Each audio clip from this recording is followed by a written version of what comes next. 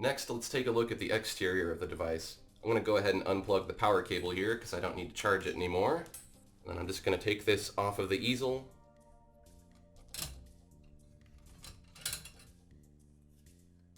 The weight on the Cintiq Companion is 3.9 pounds, which doesn't sound very heavy, but if you're holding it in one hand, it does get a little uncomfortable. But you're really not meant to hold it and draw on it like this. You're supposed to have it in your lap, like a sketchbook would be, or you can have it on an easel, or you could, of course, use the stand, which is detachable. And the stand has 3 different positions, so you can go ahead and set this up on your desktop and paint with it. The screen size is 13.3 inches, which is a 16.9 screen ratio.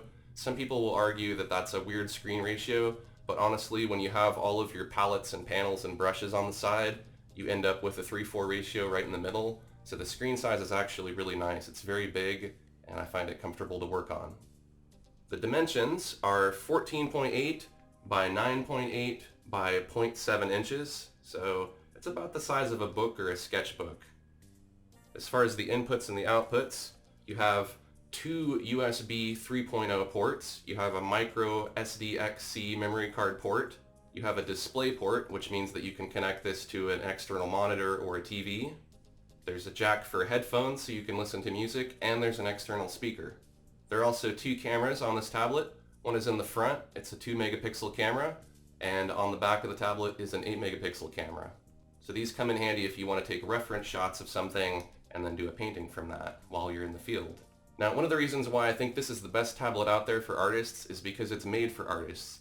There's shortcut keys on here. These shortcut keys make a huge difference because you can use them to perform different keyboard shortcuts like Shift and Control and Alt, which I use a lot, or you could set it to zoom your screen or do undos or redos, select brushes. You can really set it to do anything.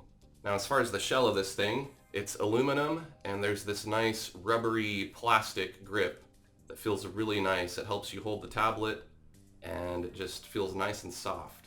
The Cintiq Companion is also touch compatible. So you can see here I can zoom and pan, I can rotate my page. It's really cool. There are 10 different points of pressure that you could put on this to get some different shortcuts. Like if I do a double tap real quick, I can set my screen back to upright and zoomed in. You can also use 5 fingers for some different commands. And you can turn the touch on and off. I have mine set to one of these shortcut buttons here. You can also have it auto rotate if you turn the screen if you like. You can turn that on and off with a switch that's on the side.